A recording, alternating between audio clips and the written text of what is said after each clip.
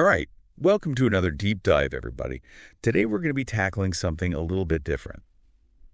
You've brought us a whole collection of terrible advice that pretty much covers every aspect of life. I'm talking career stuff, relationships, being a parent, your health, how to handle your money, travel tips, even self-care stuff. Wow, that's quite a range. Yeah. The sources you shared are from this podcast called The Worst Advice We've Ever Gotten, and it looks like they really went all in on the humor. So today, our mission is to sift through all of these terrible suggestions and see if we can learn something from them about what not to do. Hopefully, we can all get a little bit better at spotting bad advice and, of course, have some laughs along the way. Sounds like fun. Yeah, it should be. And for our listeners out there, think of this deep dive as your survival guide to avoiding some major life pitfalls disguised as an entertaining exploration of some really awful ideas. So let's get started. The podcast starts by talking about bad advice in general, and then it jumps into these different categories. They have these hilariously absurd narrated examples, some over-the-top fictional guest stories, listener call-ins, and even a mock life coach segment that's just pure satire. Oh, a mock life coach. That sounds amazing. I know, right? So let's start with careers, because the podcast really hits on some classic mistakes that people make in their professional lives. Okay, I'm ready. So one of the biggest themes is this idea of just quit your job and follow your dreams, but with absolutely no plan. Like just taking a leap of faith and assuming everything will magically work out. Oh, yeah, the classic follow your passion advice. Exactly. But the podcast does a great job of showing the very real and often, let's be honest, unglamorous consequences of that.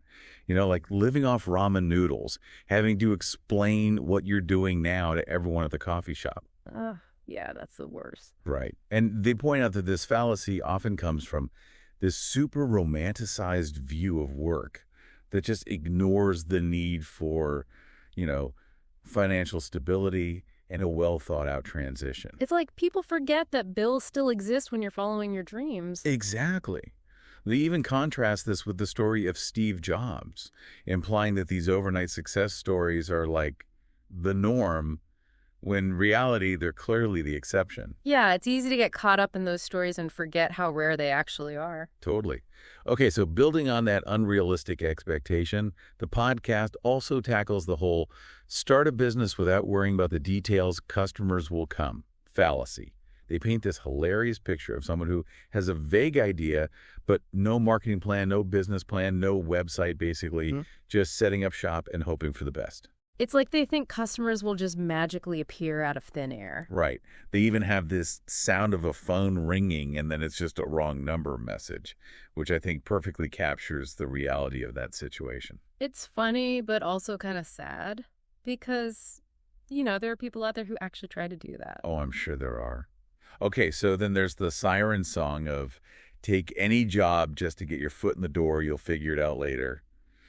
And the podcast rightly warns about the potential of ending up in a job that's just soul-crushing, where you feel completely trapped once you're there. Ugh, I know that feeling. It's like being stuck in quicksand. Totally. And they have this visual of an office printer just endlessly printing out documents, which I think perfectly captures the monotonous dread of being in a job you hate. It really speaks to the feeling of being trapped in a cycle that you can't escape. Absolutely. And they even go into this category of worst career advice from experts, which is almost its own category of terrible advice. Oh, wow. That's a whole other level of bad advice. I know, right?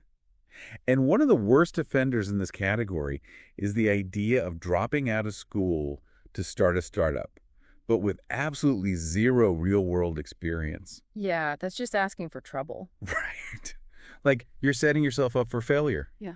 The podcast highlights the lack of basic skills and the very high probability of financial disaster. Yeah, because passion and a good idea are only part of the equation. You need to know how to actually run a business. Exactly. They even have this scene where someone's spending months just Googling basic business terms, which again is funny, but also kind of sad. It really highlights the importance of education and experience, which often get overlooked in these drop out and disrupt narratives. And let's not forget the classic fake it till you make it advice, which the podcast warns can be really disastrous, especially when you're dealing with investors. Oh, yeah, that's a recipe for some serious embarrassment. Totally.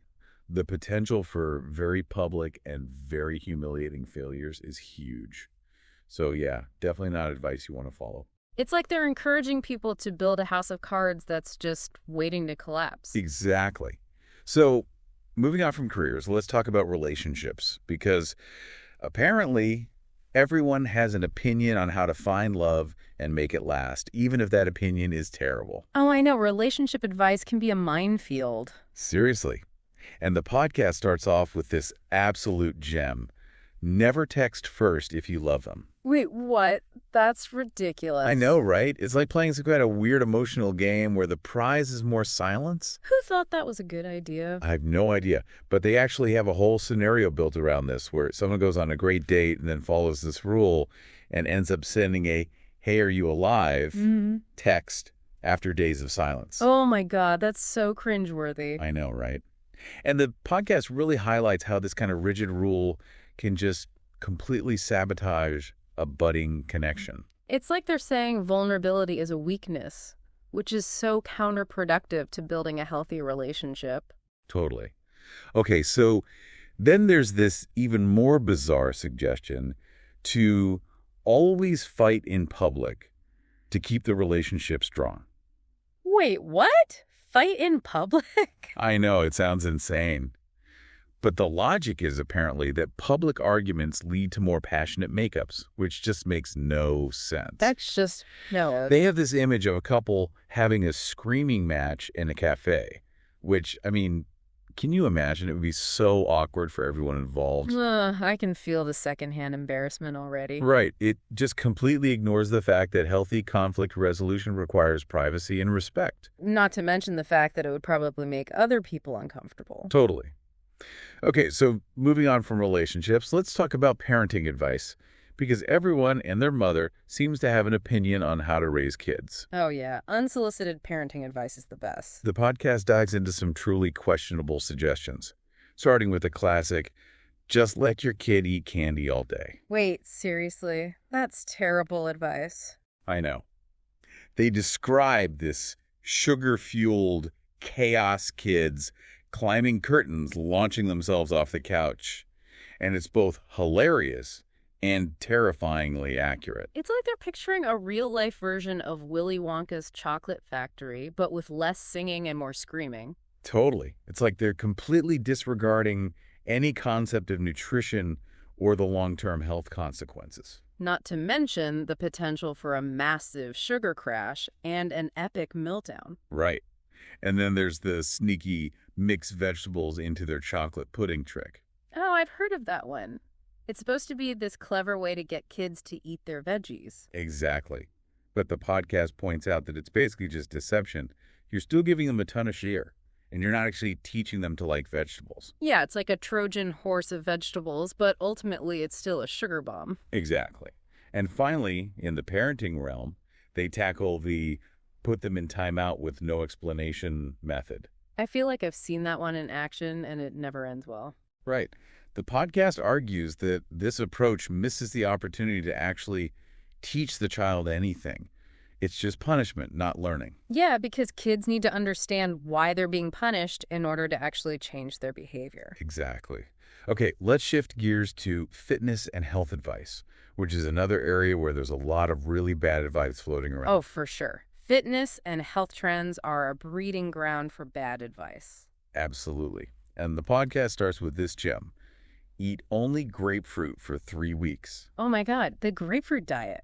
I remember that one. They describe the lack of nutrients, the sour breath, the stomach issues, and the feeling of basically turning into a grapefruit, which I think perfectly captures the misery of these extreme diets. Yeah, it's like they're promising a quick fix, but at what cost?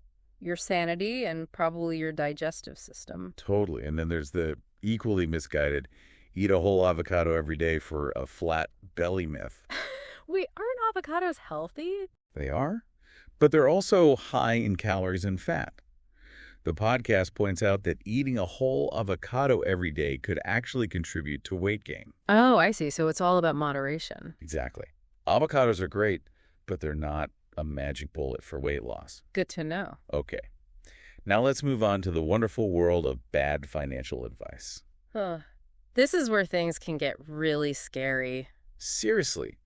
The podcast starts off with the ever-popular invest everything in cryptocurrency because it's going to the moon scheme. Oh, yeah, the classic get-rich-quick scheme. Exactly. And the podcast highlights the volatility of the crypto market, emphasizing that while there's potential for big gains, there's also a huge risk of losing everything. It's like gambling, but with a fancier name. Totally. They even paint this picture of someone who loses all their savings and ends up having to work as a barista, which unfortunately is probably a reality for some people who fall for this kind of advice. It's a reminder that if something sounds too good to be true, it probably is. Absolutely. And then there's the buy stocks in whatever is trending on social media strategy, which is basically just investing based on hype without any actual research. So not exactly a sound investment strategy. Not at all. The podcast emphasizes the lack of research involved and the high probability of buying into overvalued stocks with no real long-term value. It's like investing in potato chips with extra air, as they hilariously put it. Right. You're essentially just throwing your money away. And finally, we have the max out your credit card and pay it off later with your investments plan, which is just terrifying. Oh, no, that sounds like a recipe for disaster. It is. The podcast warns about the dangers of high interest rates and the very real possibility of ending up in long-term debt with nothing to show for it. It's a reminder that credit cards are not free money and that investing should be done responsibly. Exactly. Okay, let's move on to travel tips that are more likely to land you in trouble than on a relaxing vacation. I'm intrigued. What kind of terrible travel advice is out there? Well, the podcast starts with the just book everything last minute for an adventure suggestion. Well, I've heard that one before. It's all about embracing spontaneity and going with the flow. Right, but the podcast points out that while a little flexibility can be fun, completely foregoing any planning can lead to missed flights, no hotel rooms, and basically being stranded in a foreign country. Yeah, that doesn't sound very adventurous. Not at all. They even have this image of someone stuck at an airport with a canceled flight and no hotel reservation, which is every traveler's nightmare. It's a reminder that a little bit of planning can go a long way, especially when you're traveling. Absolutely. And then there's the just wing it when you get there approach, which is essentially arriving in a new place with no maps, a dead phone, and no idea where you're going. So basically setting yourself up for a potentially dangerous situation. Exactly. The podcast emphasizes the importance of at least having a basic plan and being prepared for the unexpected. It's the difference between embracing the unknown and being completely unprepared for it. Totally. Okay, let's move on to self-care, because even taking care of yourself can apparently be done wrong. Oh, I'm curious to hear about this one. What kind of terrible self-care advice is out there?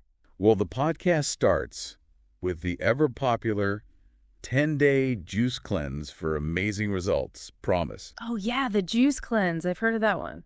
They describe the reality of these cleanses, the lightheadedness, the bloating, the irritability, the intense cravings, and the fact that you might not even lose any weight. It sounds more like torture than self-care. Totally. They even have this image of someone miserably sipping kale juice while fantasizing about pizza, which is probably a pretty relatable experience. It's a reminder that true self-care is about nourishing your body and mind, not depriving yourself. Exactly. And then there's the equally appealing but potentially excruciating 48-hour hot yoga retreat to sweat out your problems. Oh, hot yoga. I've tried that before, and it's definitely not for everyone.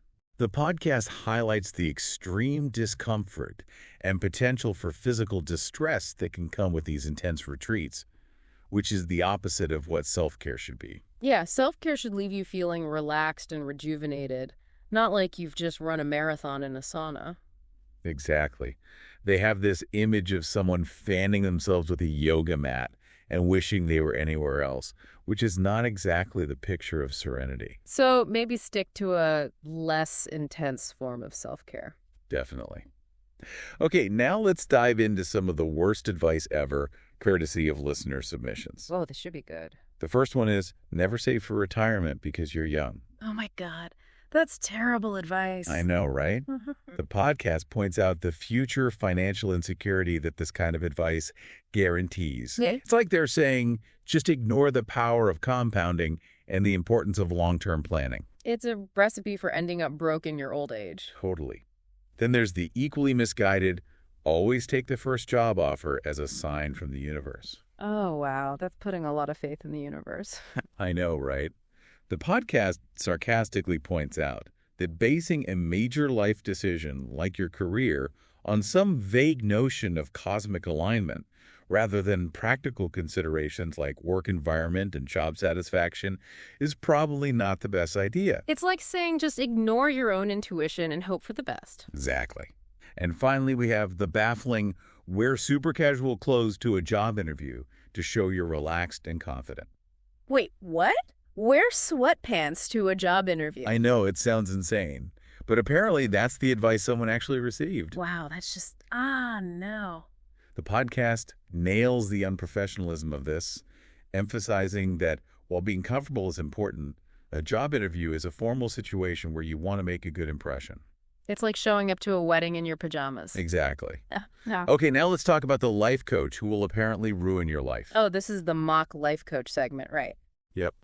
And it's hilarious. They have this character called Coach Zen Master Dude who gives the most absurd advice imaginable, like eating spaghetti with your hands for primal energy and wearing a superhero cape to show the universe you're ready to fly. Wait, what? That's amazing. I know, right? And they contrast this ridiculousness with actual practical advice from a real life coach, which highlights the difference between genuine personal development and, well, nonsense. It's like they're saying, don't fall for quick fixes or empty platitudes. Real growth takes effort and consistency. Exactly. Okay, finally, the podcast offers some bonus tips for surviving bad advice, which are pretty great. Oh, I love bonus tips. What are they? So the first one is, when in doubt, hit M with the gong, which is basically just a funny way to mentally dismiss any ridiculous suggestions. I love that. It's like a mental reset button for bad advice. Totally. And then there's the skepticism shuffle, which is this series of nonverbal cues, head tilt, raised eyebrow, step back, side eye, that you can use to subtly convey your disbelief. That's brilliant. It's like a silent way of saying, I'm not buying what you're selling. Exactly. And they also emphasize the importance of trusting your gut feeling. If something doesn't feel right, it probably isn't. Yeah, intuition is a powerful tool. Absolutely. And they even suggest creating a personal catchphrase like, bad advice, we've got it covered, Yeah. as a way to reinforce your own judgment. I love that. It's like a personal shield against bad advice. Totally. And the ultimate tip is to just laugh it off. Bad advice can often be absurd, and finding the humor in it can be a great way to cope. Yeah, because sometimes the best thing you can do is just shake your head and laugh. Exactly. So, to recap for you, we've taken this wild journey through the land of terrible advice, and hopefully you've learned a thing or two about what not to do in various aspects of your life. It's like a crash course in bad decision-making, but with a comedic twist. Exactly. And the key takeaway here is to always approach advice, no matter where it comes from, with a healthy dose of skepticism and to trust your own judgment. Because ultimately, you are the expert on your own life. Absolutely. And as someone who values getting knowledge quickly but thoroughly and enjoys those aha moments without feeling overwhelmed, we hope this deep dive has given you a fun and memorable way to learn how to spot bad advice. It's like a mental toolkit for navigating the minefield of well-meaning but often terrible suggestions. Exactly. And finally, here's a thought for you to consider. Think about the well-intentioned but ultimately misguided advice that you yourself might have given to others in the past.